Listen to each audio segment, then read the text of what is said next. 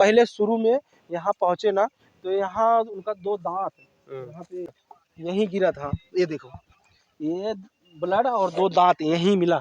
नमस्कार, मैं आकाश द्विवेदी और आप देख रहे हैं भारत न्यूज़। एक बार फिर से मेरी मौजूदगी है उस घटना स्थल पर जहां पे सुभद्रा निषाद आई थी लकड़ी काटने के लिए। आप देख सकते हैं लकड़ी पूरा वहीं पड़ा है। इधर भी देख सकते हैं, क्योंकि एक जब महिलाएं होती हैं घर पे, कुछ ऐसे लोग जिनको लकड़ियों की, गैस के अलावा लकड़ियों की भी आवश्यकता पड़ती है, क्योंकि इधर जंगल भी देख सकते हैं, जंगल बहुत बड़ा है और यहाँ पे रेगुलर उनका आना जाना रहा होगा। और उस दिन भी उसी तरह से वो शाम को आई और लकड़ियाँ काटने लगी। फिर उसके बाद क्या कुछ उनके साथ मामला घटा, आइए हम उनके देवर जी हैं उनसे बातचीत करते हैं। यही हुआ था, शाम को लगभग 5 बजे हमारी भाभी आई थी इधर। तो यही लकड़ी, सूखी लकड़ी लेके जाके खाना वाना बनाने के लिए, तो लकड़ी लेने के लिए आई, लकड़ी लेके गई नहीं।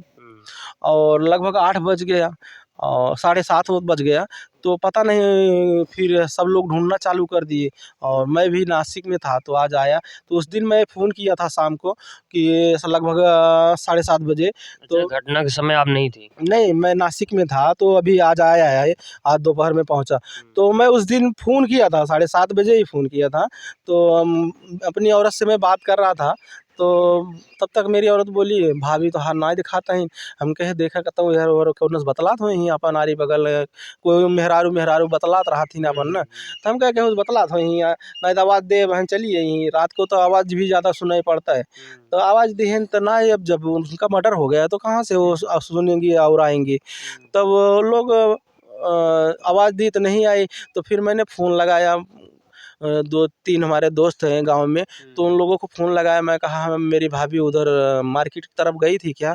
तो वो लोग बोले नहीं, यहाँ तो आज नहीं आई हैं।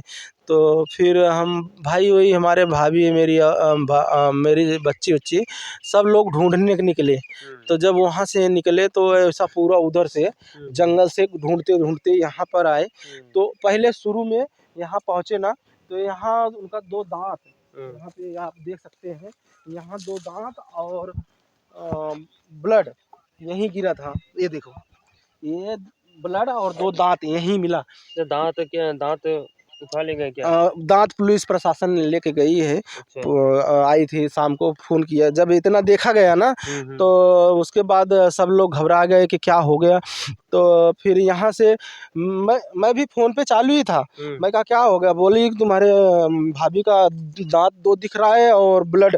यानी सब लोग तब तक और सब, मैं गाँव वालों को सबको भेजा। तो फिर इधर देखे तो यहाँ भी पूरा ब्लड, यहाँ और ज़्यादा ब्लड था, क्योंकि ताज़ा था तो ज़्यादा था। अभी धीरे-धीरे सूख गया तो अभी वो मट्टी होते जा रहा है। तो ये घटना हुई, तब उसके बाद सब लोग ढूँढने लगे और गाँव वाले सब भी आ गए, ढूँढना चालू कर दिए।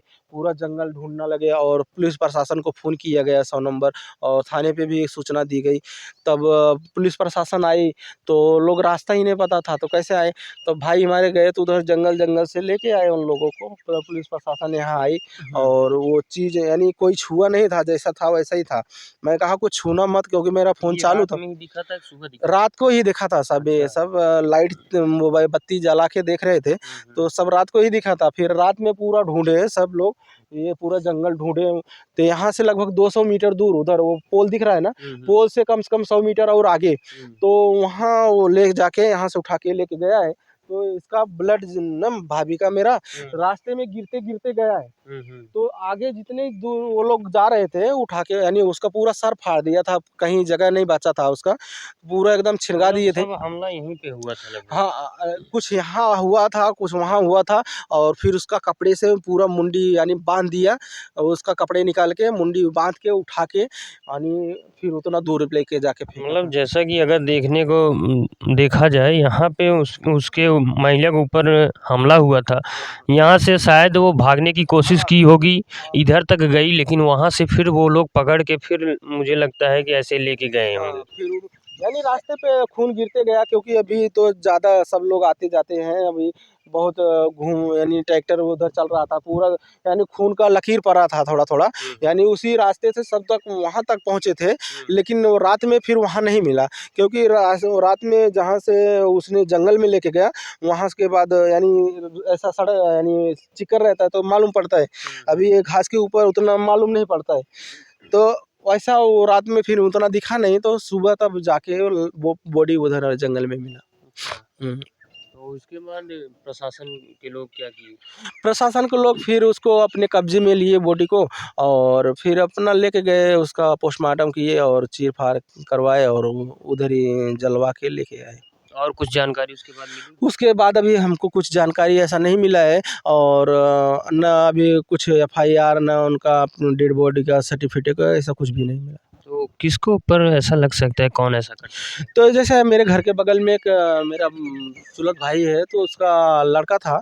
तो एक दिन मेरा भैंस इधर इसके खेत में पड़ गया था, एक गन्ने के खेत के बगल में खेत है उसका, यानी इधर पड़ गया था। मेरा भैंस इधर ही बांधते हैं हम लोग चराने, पहला खेत ऐसा खाली रहता था तो भैंस लेके आते थे। अभी खेत बो यानी गेहूँ छींट दिए तो कोई नहीं लेके आता, तो वही बांधा था, तो कोई उसका गले का सिकड़ा निकाल दिया था ऐसा, नहीं तो गले में सिकड़ा रहता था तो एक जगह बांध दिया तो वहीं चरती थी, तो निकाल दिया था, तो जाके उसके खेत में पड़ गया था।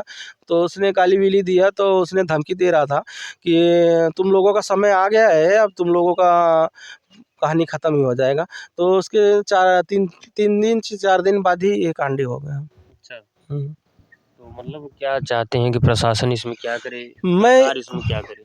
मैं यही चाहता हूँ प्रशासन और सरकार हमारी मदद करे, और जो इसमें आरोपी हो उसको कड़ी से कड़ी सज़ा मिले और उसको फांसी हो। हम तो यही सरकार और योगी नाथ जी से यही विनती करना चाहते हैं, और हमारे डॉक्टर संजय निषाद जी से यही कहना चाहते हैं कि आप इधर एक बार आओ और हम लोगों का ढाढ़स बसाओ, नहीं तो हम लोग एकदम टूटते जा रहे हैं। तो निषाद समाज से कोई आया है? कोई नहीं आया हमारे यहाँ, खाली हमारे एक इधर पहचान के थे तो वो आए थे। जिले जज भी आए हैं क्या यहाँ से निषाद समाज के? जिलाध्यक्ष आए थे, और बाकी अभी कोई नहीं आया इधर। चलिए, तो आपने देखा कि इन्होंने पूरी घटना को बताया है। तब से अनुराग का कांड हुआ है, अनुराग हत्याकांड, एक पूरे जनपद में हमेशा से एक, क्योंकि उसके ऊपर तलवार से हत्या की गई और यहाँ पे कुल्हाड़ी से मारकर हत्या गई। आखिर हत्याएं कब रुकेगी?